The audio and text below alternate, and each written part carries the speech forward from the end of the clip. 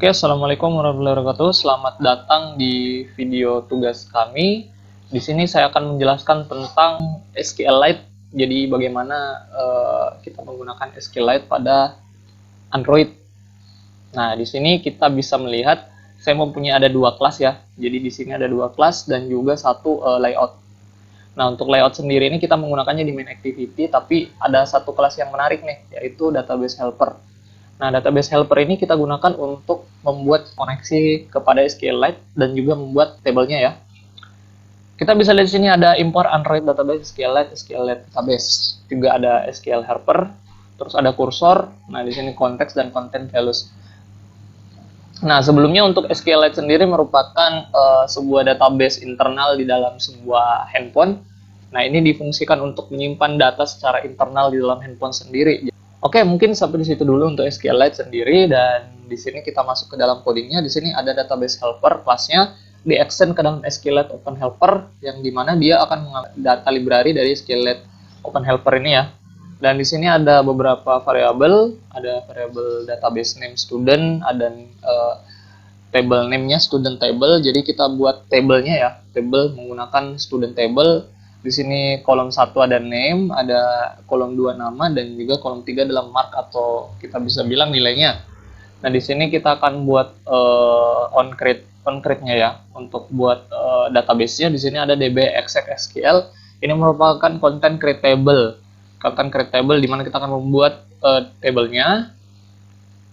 Terus juga selanjutnya di sini kita akan pemilihan on group SQLite DB integer on version new version. Nah, di sini untuk menimpa table yang udah ada jika udah ada ya. Jadi kalau database-nya udah ada, kita akan timpa. Jika kalau database-nya belum ada, jadi kita akan buat baru. Jadi ini merupakan on upgrade. Oke, terus selanjutnya ada public insert data. Ini merupakan fungsi-fungsi yang ada di dalam database helper kita. Insert data, get all data, update data, dan delete data ya, CRUD ya. Jadi di sini ada create, insert, ada read, get all, update ini update data ini update-nya, dan juga delete data ini merupakan delete-nya. Nah, di sini kita bisa lihat di sini ada query-nya ya, kayak query di sini. Drop table if exists, create table seperti ini ya. Jadi ini merupakan CRUD seperti biasa. Oke, kita akan masuk ke dalam main activity. Main activity di sini kita mengambil database helper sebagai kelas objek yang kita panggil tadi. Terus edit text dan buttonnya juga kita akan deklarasikan di sini. Selanjutnya pada onCreate di sini kita akan mengupdate ya antara add data, view all data, update data, dan delete data. Ini kita akan panggil dia empat-empatnya dalam sebuah fungsi. Nah, di sini ada fungsinya delete data. Jadi kalau saat button set on click listener, dia akan mendelete. Nah, ini semua pakai delete ya. Ada pakai button ya maksudnya. View all data dan semuanya ya. Oke, di sini untuk menampilkan datanya kita akan menggunakan buffer di sini. Kita akan menggunakan buffer dan juga toast. Nah, kalau di sini buffer ini kita untuk memview datanya kita akan menggunakan buffer di sini. Oke.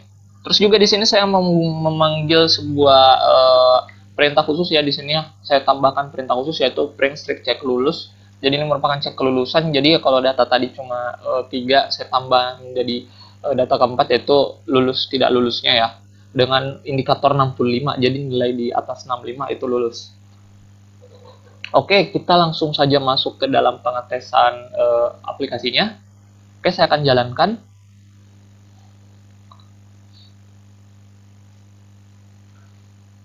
Oke, jadi seperti ini merupakan tampilan dari aplikasinya, ada nim, nama, dan nilai.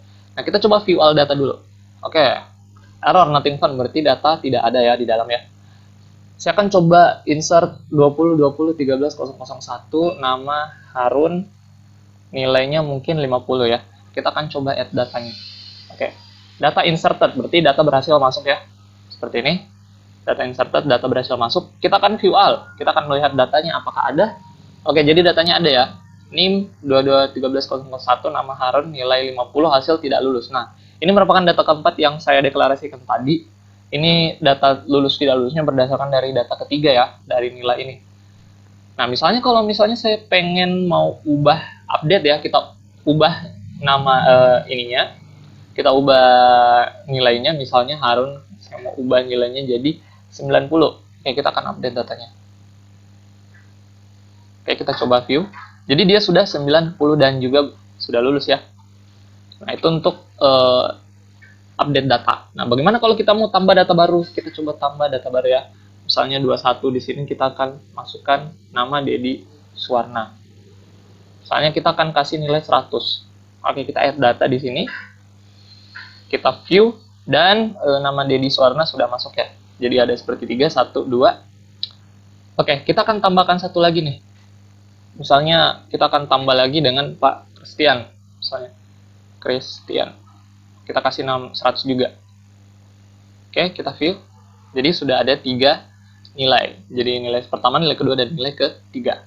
Nah, bagaimana kalau saya misalnya ingin menghapus nilai Harun? Nah, itu berarti kita masukkan dulu NIM-nya ya. Kita akan cari NIM-nya 001, terus kita masukkan delete. Sini. Oke, data deleted, dan kita view. Jadi Harun sudah hilang. Oke, mungkin untuk penjelasan aplikasinya seperti itu. Kurang lebihnya mohon dimaafkan. Terima kasih sebelumnya. Assalamualaikum warahmatullahi wabarakatuh.